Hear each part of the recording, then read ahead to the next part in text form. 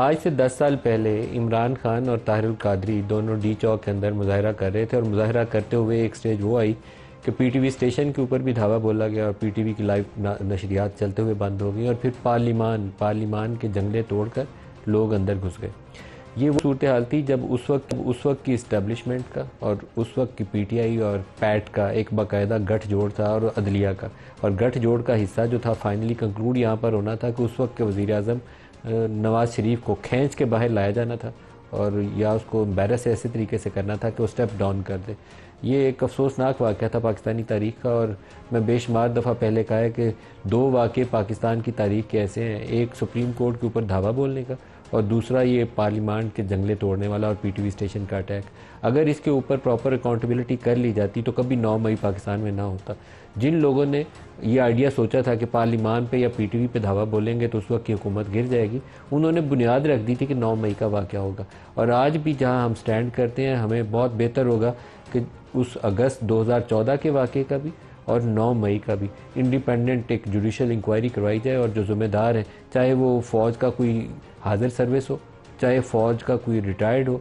कोई farmer DJI हो जैसे जनरल फैज़ को पकड़ा गया, या 2014 के वक्त जनरल ज़हीरुल इस्लाम थे, या कोई पॉलिटिकल फिगर हो जो इनके कांधों पे या इनकी बैसाखियों के साथ चलते हुए उस चीज़ का हिस्सा बना हो, उसकी पूरी तफसील जो है कौम के सामने रखनी चाहिए। कौम खुद फैसला करेगी उनको रिजेक्ट करने का, किसी को मैन्युफैक्चर करके केस बनाने की ज़रूरत नहीं है। ये शर्मनाक वाक़यात है पाकिस्तानी सियासी तारीख़ का, और इन वाक़यात की कोई गुंजाइश है ही नहीं है पाकिस्तान के अंदर। इसी तरीके से फैज़ाबाद के अंदर जो धरने थे, वो धरने मैन्युफैक्चर किए गए थे कि हुकूमत को गिराने के लिए अगर कोई रही कहीं कसर है तो आखिरी धक्का दें कि हुकूमत गिर जाए। कभी किसी ने जहमत नहीं की कि उसकी पूरी तफसील जो है कौम को बताई जाए कि उसके पीछे कौन था, कौन मुहर्रक था, किसने पैसा लगाया, कौन मास्टरमाइंड किसने किया उस चीज़ को। सच पूरा बताएं तो रास्ता निकल आएगा। आज पूरे 10 साल बाद अगस्त 2014 से आज दोबारा पार्लियामेंट का जंगला टूटा है, और आज जंग बुनियाद जो है सुप्रीम कोर्ट का एक फ़ैसला है और एक तंजीम जिसको हम मजहबी जमातें हैं सारी बुनियादी तौर पर उसके ऊपर, लेकिन आलमी मजलिस तहफ़्फ़ुज़ ख़त्म नबूवत, इन्होंने आप पारा से पार्लियामेंट तक मुज़ाहरा किया, प्रोटेस्ट किया, जंगला भी तोड़ा और फिर सुप्रीम कोर्ट की तरफ भी गए। बहुत हसास नोयत का वो फ़ैसला है। मैं उसके ऊपर प्रोग्राम में पहले भी तबसरा करने से गुरेज़ किया, आज भी तबसरा उस फैसले के ऊपर करने से गुरेज़ करूँगा। सिर्फ़ एक फ़ंडामेंटल रियलिटी है जो हम सब के सामने रहनी चाहिए। वो फ़ंडामेंटल रियलिटी ये है कि फ़ाइनलिटी ऑफ द प्रॉफिटहुड,